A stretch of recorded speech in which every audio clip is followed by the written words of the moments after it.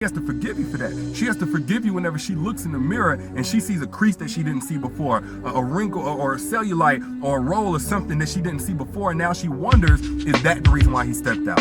How can I change that? Like, she has to forgive you for all of these different things, all these things that haunt her, her paranoia, her trust issues, her doubts, her fears. And there is a man who wants what you want, who's been preparing for what you want, and whenever he gets his opportunity with you, he's gonna blow your mind too. I need you. You're necessary. You know what I'm saying? Your presence, your happiness, your peace of mind is critical to mine. But a lot of resentment comes from, I think, from guys who don't understand growth.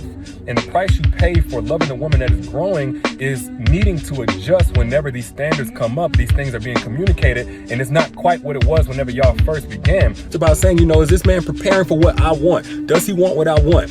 He's not bad if he don't want what you want, but he's clearly not the right fit. And when somebody's not the right fit, you only got two options. You only got two options. Either there needs to be some alterations made, something you can't force on him, or you need to put him back on the rack. But let me tell you something, a dude that's in his 40s or 50s, visibly beyond his prime, oh, he ain't exciting no woman with that Viagra dick that he got to offer. You know, she can look at him and tell he ain't even got the core or the leg strength to really blow her mind, even if he can get his dick up. And after a while, it starts feeling like you really don't value her. Now, how long do you think a woman that knows her worth is gonna be treated like she's worth less?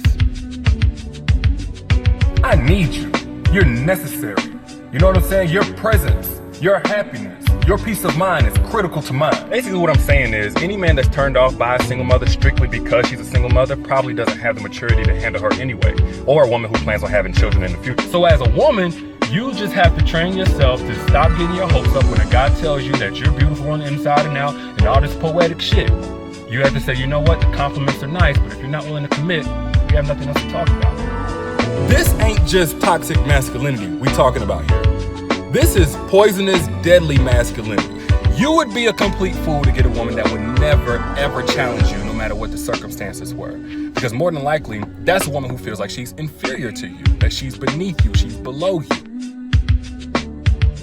You know, I think the age gap thing, like 50, 20, 25-year age gap thing, it gets a bad rep because, you know, especially with dudes, when they're dating a much younger girl, it's typically because they're trying to manipulate her. But for the ladies who do have children who are even slightly stressed about a lot of guys not wanting them, please don't. A lot of guys weren't qualified to begin with. Most women I've seen 40 and 50 years old, they could pass for 10 years younger or even more.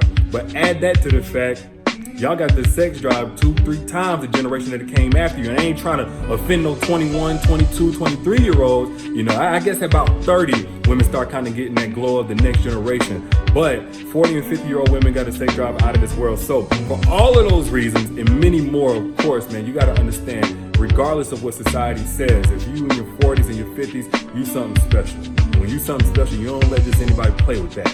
You don't let nobody play with it. The pick-me woman is the one that's talking to alpha women who are currently single, acting like they're losing because they're waiting for the right man, and they're saying that I'll only accept the right man. That's the pick-me woman. You're gonna be single. You're gonna drive away men with all those standards and all that self-esteem. That's a pick-me woman. That's a beta female. I need you. You're necessary. You know what I'm saying? Your presence, your happiness, your peace of mind is critical to mine. You need to value a guy who's actually willing to invest in those qualities about you. So many women, we have a guy right now who says, you know, I love the fact that my woman willing to stay home and cook and she's domestic and all of that, but he's still out running the streets with his boys. It's because he doesn't actually value her. He recognizes those qualities are good, but he values time running the streets with his homies. Whenever you have to beg a man who don't already want what you want, when you have to sit there and give him ultimatums or guilt trips and all of these lectures and all of that kind of stuff, what you get from a man is this bare minimum.